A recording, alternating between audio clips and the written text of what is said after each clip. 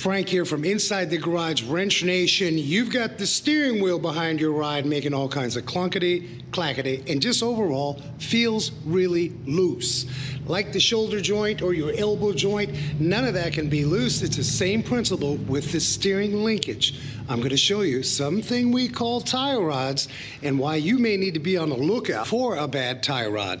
Now, in theory, when you bought the vehicle new, everything was nice and tight. That steering wheel really commanded every degree and angle of that steering as you wanted to translate it down to the wheels. Really tight. And if you drive a performance vehicle, it was very important in those steers. Over time, the steering feel and how it became loose is typically a worn outer tie rod or some other components. But specifically today, we're talking about those tie rods.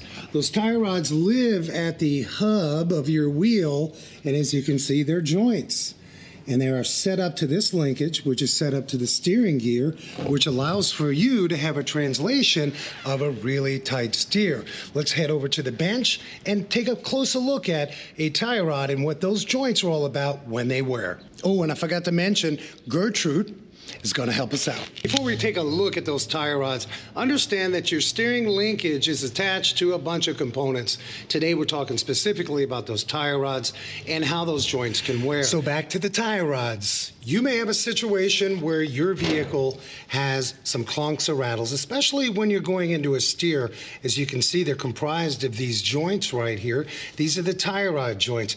Like I said before, you may have other components that are faulty, but a good inspection will check these tie rods. If these tie rods have excessive play, or you see grease that may have started to leak out, or this rubber boot, that rubber boot is vital. That rubber boot contains itself over the joint itself, so it keeps the grease in to lubricate that joint. Just like Gertrude over here, she has joints as well, and if these joints had too much play, well, that's going to cause Gertrude to have too much play in her joints. Keep it simple, keep it real. Your tie rods have the same principle. That can affect the way that linkage is set up. If it's got slop, you're going to have some noises, and that could affect the steer. We like to use these TRWs in the shop. They've done us well for many, many years on all makes and all models.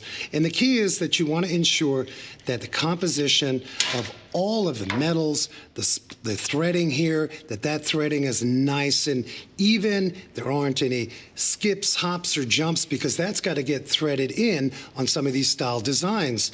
Also, this is a very important point. This stud, this joint stud that comes down into its socket needs to also have the same principle with those threading. Make sure that you check it before you install it. It doesn't have to be complicated. As a shop owner, I go with great products like TRW.